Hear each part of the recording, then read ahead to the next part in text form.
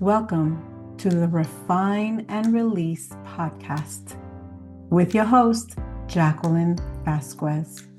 This is a refreshing space for women navigating the challenges of entrepreneurship, faith, or infertility. Stay tuned for today's episode. Hey everyone, Jacqueline Vazquez with another episode of the Refine and Release podcast. This is truly special because it connects on so many different levels for me. Truly excited to have my special guest today. With over 17 years of clinical experience, Henny specializes in full facial balancing and lip enhancements, delivering refined natural results through intentional expert care.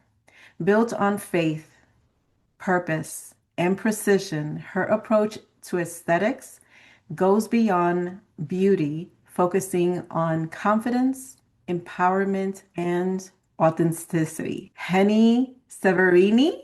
Did I Yeah. butcher it or did I do No, good? close. Haney. Henny, Close. ay Dios mío. Close. Haney's good. Anything else you want to add to that? That was beautiful. That's the history of my career background, of course, which intertwines with my personal life, my faith, and everything. So it's perfect. And I missed in saying that the name of your company is Purpose Aesthetic. Yes. Was choosing your business name intentional and why? It was totally intentional. I actually fell in love with the name while I was sitting down at church during a service. And everything comes down to we all have a purpose, whether it's at work, whether it's at home, whether is something that we want to give spiritually. And I wanted to make sure that my business was able to mirror that. Not only people come to me to make them beautiful. Obviously, yes, that is one of my purposes, but there is a bigger purpose behind everything else. So I fell in love with the name and I said, this is it. I love it. I love the intentionality behind it, and I love the story that you have that supports that. How does it resonate in the day-to-day of your business, bringing in that spiritual sense as well? So, in my personal experience, it has to be everything for me, right? From the moment I wake up, just connecting spiritually with God, that actually brings some sort of calmness and it allows me to be a funnel where people can receive, they could perceive it as that aura. You have a good aura, you have a good vibe, you have a good presence. But for me, I know what it is. I know that they come here many times felt like they're overwhelmed or they're overworked. And by just me connecting in the morning in my faith and my beliefs, I'm able to give that to others.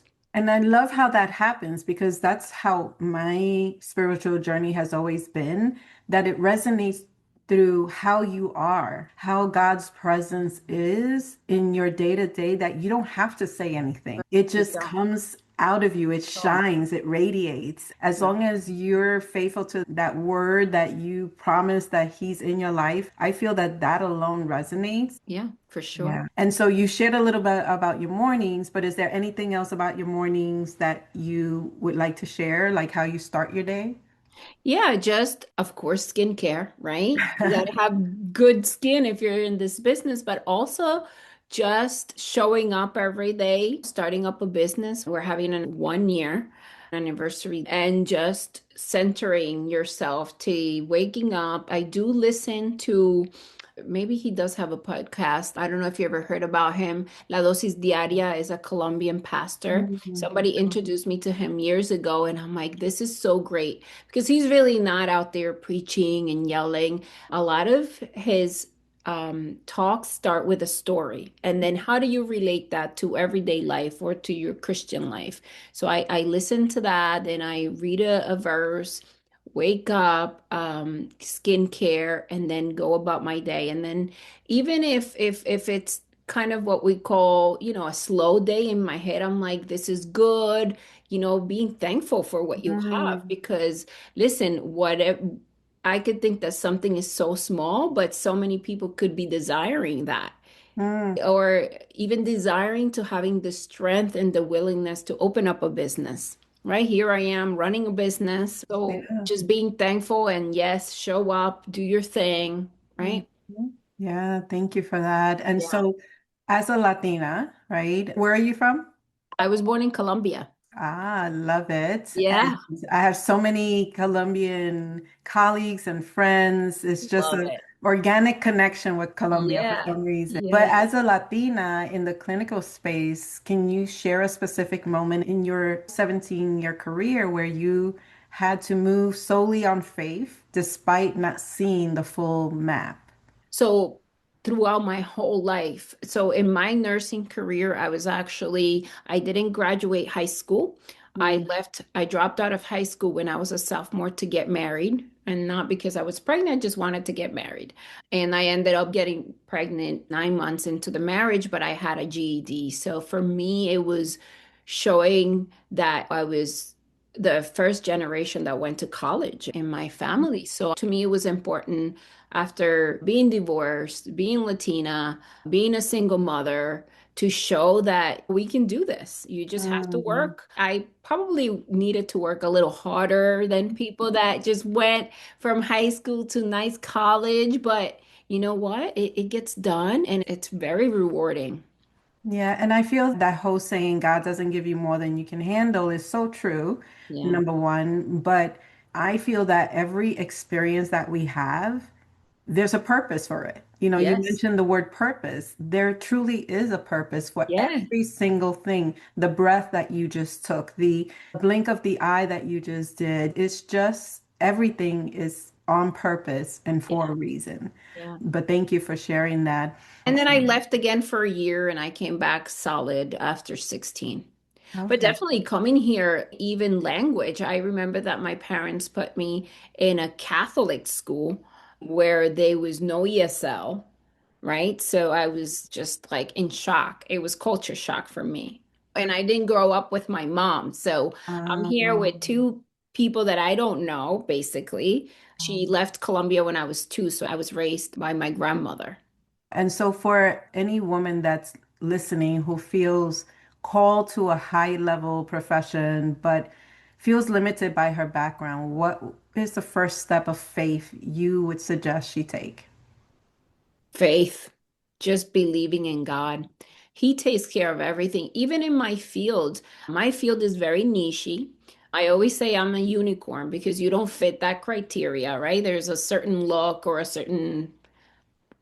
a lot of things in this business. And Mhm. I feel that God has put me as different, but it's a good different. What makes you different, it's good. You could use that in your advantage. You're a Latina. Nowadays, that's use that as your advantage. We're powerful, where you have features that no other culture has. I love that. I Mhm. love the complexity of the faces, whatever country you're from. It's just beautiful. So use that strength to move on. And listen, in faith, everything is possible. Everything is Amen to possible if you that. have faith.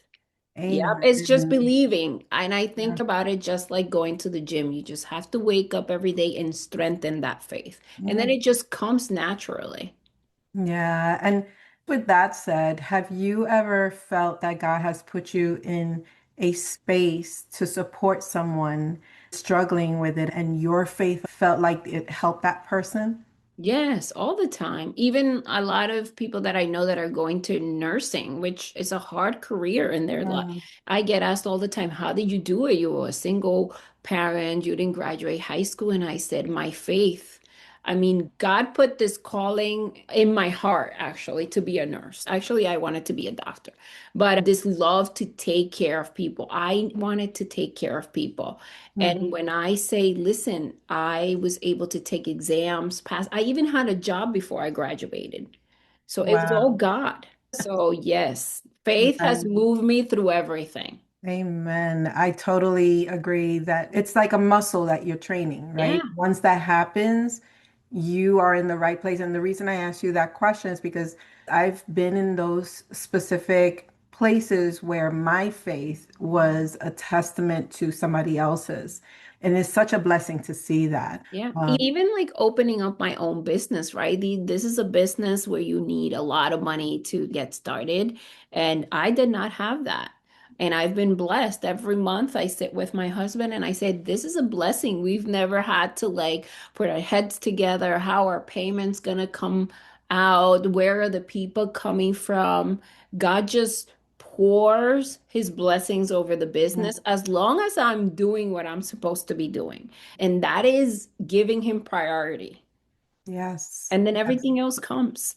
Yes, first and foremost. And so, with all of this, you mentioned your husband, so you have your family, but do you believe in the power of having an inner circle of people near you? And if yes, how do you vet this tribe or this circle to ensure that it aligns with both your professional standards and your spiritual values? So that's hard. And I know you understand this because I as do. I've gotten older, I've learned to just keep a tighter circle. I Mhm. have friends that are both that have faith in the Lord, and I have friends that don't. So I tell my 24-year-old and every young person that I meet, clean house. That's what I call clean house. Mhm. Okay. The people that are around you need to be people that clap for you.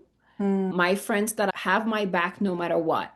Mhm. Actually, when I have my events at the spot, my reps are like, you have really good friends. My friends show up, they're helping me. There is no like reason for doing it. Just like they have my Mhm. back, I have your back.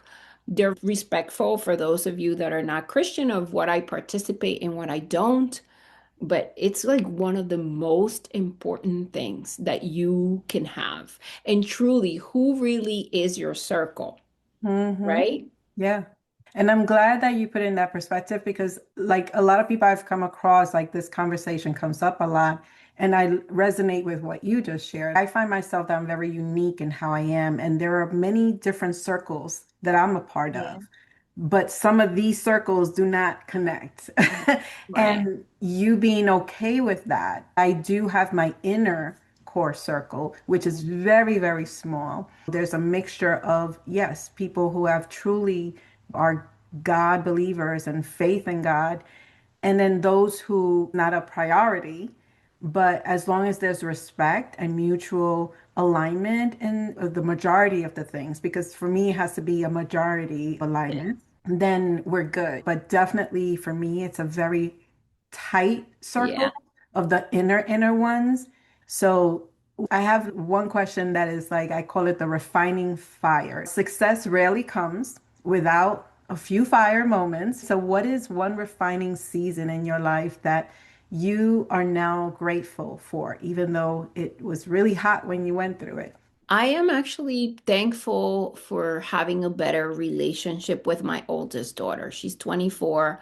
Obviously, I had her when I was a child. I was pulling up pictures the other day and I'm like, goodness, I really looked like a baby. It's probably a few months after I turned 18. And we are not born with a book to be the perfect parent, Mhm. nevertheless, when you're 18, 19 years old. So my focus was I got to work and study to give her what she needs. Mm, And because of that, there were many things that I missed. Thank God that she was raised by my mom. I could go to work and do my things without worrying. But we also had this struggle because she feels like I missed a lot. mm, And I think that moment when I realized she has feelings towards me not being there, missing her mom, that was a hard moment for me. So I had to go through times where I was hurting and I needed to understand her to mm, be better. And I think that test of our relationship allowed me to grow and to be more in tune with how people perceive pain or mm. somebody not being there. Thank you for sharing Yeah. that because I'm sure that many listeners can relate to that, but also being very transparent. So thank you because that is something that is important and a part of your journey. If you could tell your younger self one thing about the intersection of your faith and business, what would it be? Um, Never go apart from the Lord because I did step away from my faith for a little bit and it was not good. There's no Mm, need to go through the things that you go through. So I would say find a good group of people that believe in God because I see it now in church. I'm like, oh, if I was younger, right? Um, all the different the things that you different feel. things. So I would say find people that are a community, a supportive community, not only in everyday life, but also in faith. And Mm, that will actually help you to be more centered, right? mm. To make decisions too that are based on believing the Lord, not just like, oh, let me try this, let me try that. Definitely. Yeah. And I totally agree. I also believe that the things that we go through are on purpose, right? For a purpose, and it makes us who we are. Yeah. So it bringing clarity to you, that was a very special thing on how to share it and pay it forward as far as the knowledge of, you know what, if you don't have to go through, this is what I would share. And with on that same note, would you ever change anything about your journey? Let's say sometimes people say when you were younger, what would you tell your younger self type of thing? I say yeah, actually. People say, no, I love everything. No, I would change something, and that would be not getting married so young, Mm, right? But then if I didn't get married, I wouldn't have my daughter. So, but like marrying so young, I say focus and having an idea of life and what life is and studying, getting your career or your profession or whatever you want to do mm, before committing to getting married got it. because it takes a lot. It does. I know that you mentioned gratitude earlier. What are you most grateful for at this very moment? I am grateful to have the opportunity that I have Mm, to be able to be different where I am, right? Just like I say, I once I was a worker, an employee for somebody, and now I'm my own boss. Well, God is my mm, boss, but you know what I'm saying. yes. I get to make my own standards in my practice, which was the reason why I left so many places because the mentality is wrong. Some of these people are not even medical background. So I wanted to make sure that everything that resonated with me and my practice went back to who I am. And Mm, I'm always like, do the right thing and do the right thing all the time. So I'm grateful that I can like deploy that, show that, right? mhm. With everybody that comes into my business, this is me. I'm able to be me. We're able to do the right thing by you. So I'm grateful to have the opportunity to do that because if you're employed by somebody else, sometimes you can't. Yeah, you're at their mercy. Yes. Basically. Out of what we discussed today, like what would be one or two of the biggest takeaways for the listeners today? Yeah, the takeaway is follow your heart, your passion. If you love something, if you love helping people, continue to pursue that. Don't even think that it's too late. Hmm. And always put God first because Mm, everything else comes. Never put money first. Money comes. If you put it God does. first, everything else comes. Relationships, a home, a car. Just give him the glory and everything else falls in place. Yeah, amen. And how can people connect with you and learn Yes. more about your So business? in my Instagram, Purpose Aesthetics, or our website, purposeaesthetics.com, and they can call or text our spa. The number is 551-305-3378. And I'll be so happy to meet people and to connect.